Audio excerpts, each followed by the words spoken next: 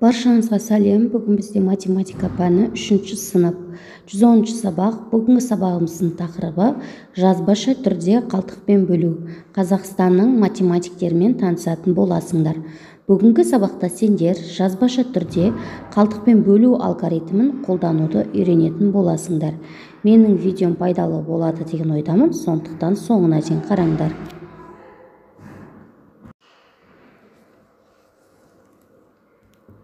Қазақстанның математика 2005 жылы Алматы қаласындағы математика және физика пәндерінен оқушыларға арналған бірінші халықаралық Жәутіков олимпиадасы өткізілді.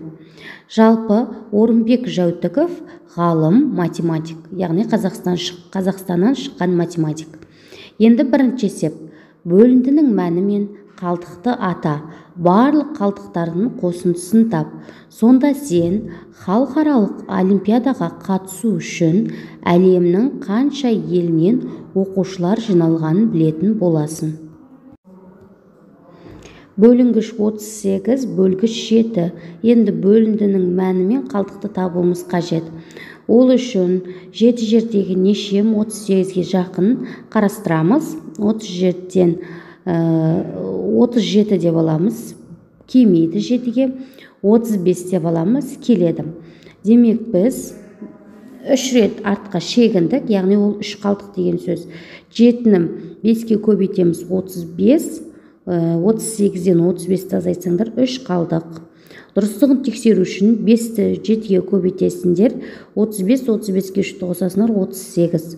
Келесі 50-ді 8-ге көбейтеміз. Енді 8 жердегі нешем 50-ге жақын, ол үшін артқа шегінеміз. 48, бізде 48 бар. Демек біз 50-ден кейін 59 және де 49 және 48 деп шегіндік. Артқа 2 рет шегіндік. Бұл демек 2 қалдық деген сөз. Енді бөлінетін амалға дейін шегінсек, бұл жерде қалдық болады. Немесе 8 жердегі 6 48, 48-ге 2-ні қосқан кезде 50 болады. Міне осылай шығарсаңдар да болады. Өздеріңе қай тәсіл ыңғайлы. 13-ті 7-ге бөлеміз. 7 жердегі нешем 13-ге жақын қарастырамыз. 7 жердегі 12 бар. Және де шегінде береміз. 12, 11, 10, 9, 8, 7. Демек 7-нің өзіне келгендіктен біз 6 рет шегінгендіктен бұл 6 қалдық болады. Енді дұрыстығын тексеру үшін 7-ні 1-ге көбейтеміз. 7, 7-ге 6-ны қосамыз, 13. Себебі бөлгіш қалдықтың мәнінен үлкен болмауы керек. Осыны есте сақтаймыз. Келесі 10-ды 6-ға бөлеміз. Демек 10 санында 6 неше рет бар? 1 рет бар. 1-ді 6-ға көбейтеміз, 6. 10-нан 6-ны алсақ 4 қалдық. Енді барлығын қосып шығамыз. Қалдықтарды қосып шығамыз. Сонда әлемнің 15 елінен оқушылар жиналды деген сөз. Қалдықпен бөлуді мұқият қараймыз. Қалдықпен бөлуді қалай орындалған қарам. Дәл біздің баған түрінде 3 таңбалы санды 1 таңбалы санға бөлуге ұқсайды, бірақ бұл жерде қалдық қалады, айырмашылығы. 247-ні 2-ге бөлеміз. Ол үшін 2-ден қайырамыз, 1-ден береміз. Бір жердегі 2, 2-ні жазамыз, 2-ден 2-ні азайтамыз, 0 болады. Енді 4-ті түсіреміз. Ондықтарды, яғни 4-ті 2-ге бөлеміз, 2, бөліндіге 2 санын жазамыз. Сөйтіп 2-ні 2-ге көбейтеміз, 4, 4-тен 4-ті азайтамыз, 0 болады. Енді 7-ні түсіреміз. 7 саны 2-де неше рет бар? 2-де 3 рет бар. Өйткені 2 жердегі 3-ім 6. 2 жердегі 3-ім 6, 1 қалды. Бұл демек 1 қалдық деген сөз. Енді дұрыстығын тексереміз. Ол үшін бөліндіге бөлінді, яғни 123-ті көбейтеміз, бөлгішке көбейтеміз 2-ге. Сонда 2-ні 3-ге көбейтесіздер 6, 2-ні 2-ге көбейтеміз 4, 2-ні 1-ге көбейтеміз 2. Сонда мәні 246 қалды. Енді қалтықты қосу үшін 246-ға 1-ді қосамыз, 247 шығады.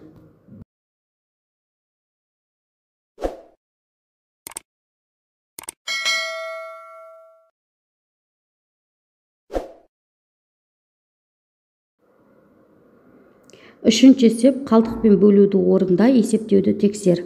Сендер қазір баған түрінде көбейтулерін қажет, бөлулерін қажет және дұрыстығын көбейту арқылы тексеріңдер. Баған түрінде шығарыңдар. Енді бірінші есеп 364-ті 3-ке бөлеміз. Яғни 3-тен қайырамыз. 3-те 1 рет бар. 1-ден береміз, яғни жүздікті алып жатырмыз. 1-ді 3-ке көбейтеміз. 3-тен 3-ті азайтсаңдар 0 болады. Енді 10-ды түсіреміз 6-ны. 6 3-те 2 рет бар. 2-ден береміз. 2 жердегі 3-ім 6. 6-дан 6-ны аласыңдар 0 болады. Енді ол бірлікті түсіреміз. 4-ті түсіреміз. 4 санында 3 1 рет бар. Сондықтан 1-ден береміз. 1 жердегі 3-ім 3. 4-тен 3-ті азайтамыз 1. Сонда 1 қалдық. Енді дұрыстығын тексеру үшін көбейтіп аламыз. 121-ді 3-ке көбейтесіңдер, және де одан шыққан санға қалтықты қосасыңдар, 1 қалтықты қосасыңдар. Сонда 363-ке 1-ді қосқан кезде 364 болады. Міне осылай шығарамыз. Келесісінде түсіндіріп өтейін. 846-ны 4-ке бөлеміз.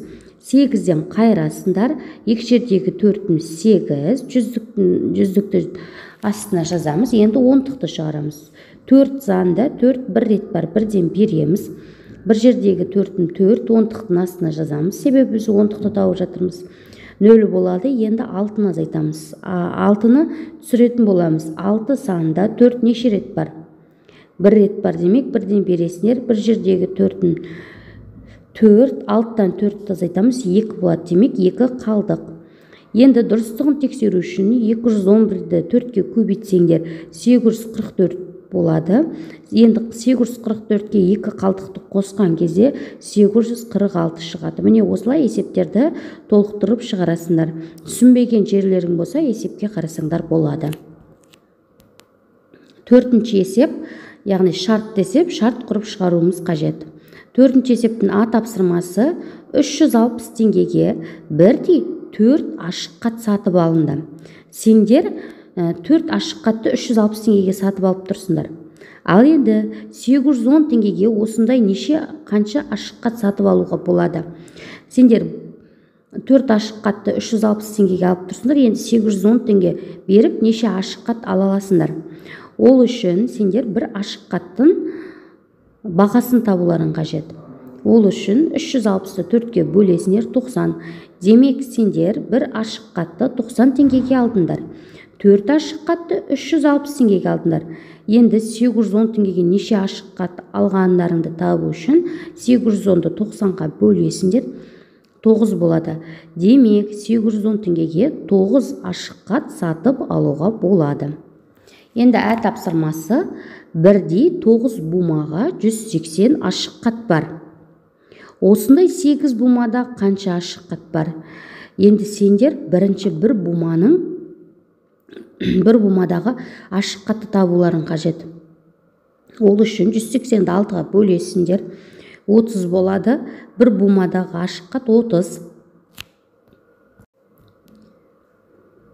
Енді 8 буманы табу үшін 8-ді 30-ға көбейтеміз.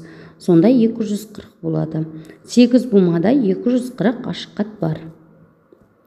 Бесінші есеп, шарт есеп. А тапсырмасы. Дүкенде 12 қорап түрлі түсті қарандаш және одан 3 есе артық жай қарандаш сатылды. Барлығы қанша қорап қарандаш сатылды? Шартын құрып аламыз. Түрлі түсті қарандаш 12, жай қарандаш 3 есе артық. Енді барлығы қанша қарандаш екен табу үшін бірінші жай қарандашты табамыз. 3 есе артық, демек көбейтеміз. 12-ні 3-ке көбейтесіңдер 36. Бізде жай қарандаштың саны 36. Ал түрлі түсті қарандаштың саны 12. Барлығын табу үшін 12-ні 36-ға қосасыңдар. Сонда 48 қорап қарандаш сатылды деген сөз. Ә тапсырмасы. Дүкенде 12 қорап түрлі түсті қарандаш сатылды. Бұл жай қарандашқа қарағанда 3 есе артық. барлығы қанша қорап қарандаш сатылды. Енді бұл жерде бұл деген сөз кездессе, мен айтам үнемі керамал орындалады. Ал есе артыққа керамал ол бөлу. Демек 12-ні 3-ке бөлесіңдер, 4 болады. 4 қорап жай қарандаш сатылды деп тұр. Енді түрлі түсті қарандаш бізде 12 қорап. Енді барлығын табу үшін 12-ке 4-ті қосасыңдар 16. Барлығы бізде 16 қорап қарандаш сатылды. 6-шы есеп, есептерді шығар. А тапсырмасы. Бұлда мәселе есеп. Залды безендіру үшін 334 жалауша сатып алынды. Оларды 3-тен біріктіріп байлады. Қанша байлам жасалды? Қанша жалауша артық қалды? Енді бізде барлығы 334 екені белгілі. Енді оларды әрқайсысын 3-ден байлады дейік. Сонда 334-ті 3-ке бөлесіңдер, сонда 111 қалады. 111-де 1 қалдық. Енді есептің дұрыстығын тексеру үшін 111-ді 3-ке көбейтеміз. 333, 333-ке 1-ді қосамыз, 334. 111 байлам жасалды, 1 жалауша артық қалды. Өйткені бұл қалдықпен берілген есеп. Келесісінде А тапсырмасы қалдықпен бөлуге есеп құрастыр. Мен қазір есеп құрастырдым. Сендерде осылай жазсаңдар болады, немесе сандарын өзгертіп жазсаңдар болады. Бірақ бұл қалдықпен бөлуге есеп болуы қажет. Мысалға, менде гүлдер 13 дана, барлығы 13 дана гүл бар. Бірақ бір гүл сауытта неше гүл бар екені белгісіз. Барлық гүл сауыттардың саны 4-еу. Енді біз әр гүл сауытқа неше гүлден салынғанын табуымыз қажет. Ол үшін 13-ті 4-ке бөлеміз, 3 болады. 3 жердегі 4-ін 12, 13-тен 12-ні алған кезде 1 қалдық қалады. Әр гүл сауытта 3 гүлден салынады, ал 1 гүл артық қалады. Міне осылай құрастырамыз. Өте оңай. 7-ші есеп, тіктөрт бұрышсыз, оның 2 бұрышын 3 бұрышқа бөл. 3 бұрыштардың ауданын есепте. Енді 3 бұрыштың ауданын есептеу үшін біз үнемі осылай жасаймыз. Бірінші толық ауданын тауып аламыз. Бірінші фигурадағы 6-ны 12-ке көбейтеміз. 72, демек бұл тіктөрт бұрыштың ауданы 72. Енді 3 бұрышын табу үшін оны 2-ге бөлеміз. Сонда бізде 36 сантиметр квадрат. Бірінші 3 бұрыштың ауданы 36 сантиметр квадрат. Біз себебі барлық есепті 3 бұрышын табу үшін А-ны В-ға көбейтіп, оны 2-ге бөлетін боламыз. Бұл 3 бұрыштың формуласы. Келесі фигурада 4-ті 2-ге көбейтеміз, 8. 8-ді 2-ге бөлеміз, 4 болады. Екінші фигураның 3 бұрышының ауданы 4 сантиметр квадрат. Келесісінде 9-ді 4-ке көбейтеміз, 36.